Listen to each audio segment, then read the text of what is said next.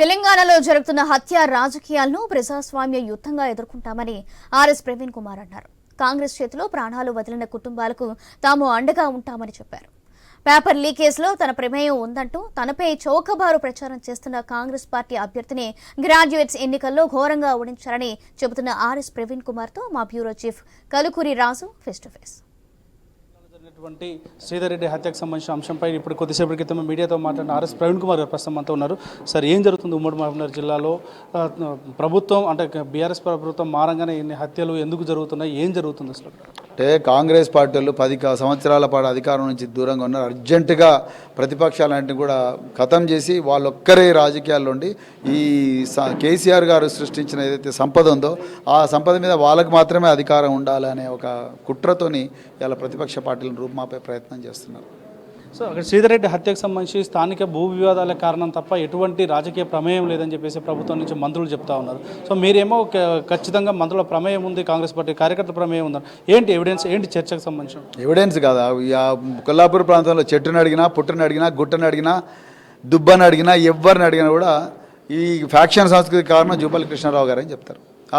చనిపోయిన బాధితుడి తల్లిదండ్రులే చెప్తున్నారు కాదండి, మా కొడుకు మా హత్యకు కారణం జూపల్లి కృష్ణారావు మనుషులు అని చెప్తున్నారు. అంటే ఏంటి పొలిటికల్ నేపథ్యం ఏమైనా ఉందా? పొలిటికల్గా అంటే రాజకీయపరమైనటువంటి కక్ష బీఆర్ఎస్లో ఉండడం తప్ప ఏమైనా రాజ్యాంగం ఇచ్చిన హక్కు అండి రాజకీయ పార్టీలో ఉండడం అనేది. బీఆర్ఎస్లో ఉంటే తప్పెట్లయితుంది?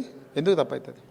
సో మీరు మీ కేటీఆర్ లాంటి వాళ్ళ మాటలన్నీ కూడా బేవకూఫ్ మాటలు, ఇవన్నీ కూడా ఆరోపణలన్నీ కూడా అసత్యం అని చెప్పేసి ఆయన చాలా స్పష్టంగా చెప్తున్నారు. ప్రభుత్వానికి కానీ తనకు కానీ ఎటువంటి ప్రమేయం లేదని చెప్పేసి చాలా కరాఖండిగా చెప్తా ఉన్నారు.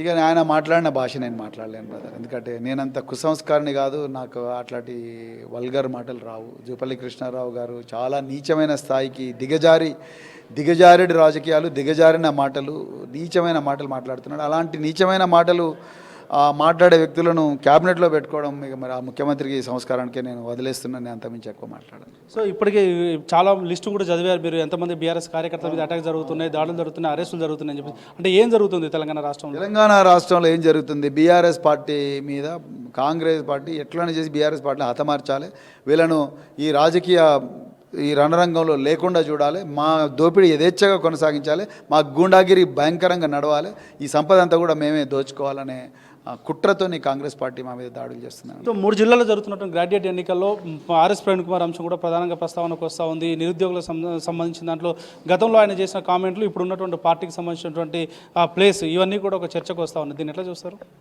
Rakesh Reddy is the best candidate, సవాలే లేదు. ఆయన మంచిగా చదువుకున్న వ్యక్తి, అన్నిటిలో ఫస్ట్ క్లాస్ వచ్చిన వ్యక్తి, ఈ రాష్ట్రం కోసం, ఈ రాష్ట్రంలో ప్రజల సమస్యల కోసం పోరాడిన వ్యక్తి. ఆయన చదువుకున్న ఇన్స్టిట్యూషన్స్ మంచి గొప్ప ఇన్స్టిట్యూషన్స్. ఆయన నిజంగా ఎమ్మెల్సీ అయితే ఈ తెలంగాణలో పట్టభద్రులకు నిజంగా న్యాయం జరుగుద్ది. నిజంగా ప్రశ్నించే కొంతకంటే రాకేష్ రెడ్డినే, ఇంకా మిగతా వాళ్ళు కాదు. పేపర్ లీకేజ్లో ఆర్ఎస్ ప్రవీణ్ కుమార్ ప్రమేయం ఉందనేటువంటి కామెంట్స్ ఎట్లా చూస్తారు? అది ప్రజల్లో కూడా బలంగా వెళ్తుంది. గతంలో కూడా మీరు దీనిపైన ఆందోళన చేశారు, దీక్షలు చేశారు, ఇప్పుడేమో మీ మీద ఆరోపణలు వస్తున్నాయి నేరుగా. అదే ఆరోపణ చేసినాడు జైలుకు పోయిండు. ఎవరి మీద అయితే ఎవరి మీద ఆరోపణ చేసినా ఆ వ్యక్తి రాజులాగా మంచిగా తిరుగుతూ ఉన్నాడు. సో నేను ఏమంటున్నానంటే, తీన్మార్ మల్లన్న ఆయన ఎట్లా డిగ్రీలు తెచ్చుకున్నాడో నాకు తెలియదు, కానీ అసలు ఆయన మొత్తం గతంలో లీక్ అయిన పేపర్లతో ఎగ్జామ్ రాసి డిగ్రీలు తెచ్చుకున్నట్టుగా నాకు అనిపిస్తున్నది తీన్మార్ మల్లన్న. అందుకొరకు ఆయన అట్లా పేపర్ లీక్ల గురించి ఆ విధంగా మాట్లాడుతున్నాడు. Thank you sir. ఇది మొత్తానికి రాష్ట్రంలో జరుగుతున్నటువంటి హత్య రాజకీయాలపై బీఆర్ఎస్ పార్టీ స్పందన. రానున్నటువంటి రోజుల్లో ప్రజాస్వామ్య పద్ధతిలో తమ కార్యకర్తలను కాపాడుకునేందుకు కావాల్సినటువంటి కార్యాచరణ సిద్ధం చేస్తామంటున్నారు ఆర్ఎస్ ప్రవీణ్ కుమార్. కెమెరామెన్ వెంకట్తో కలిసి రాజు, కల్కూరి.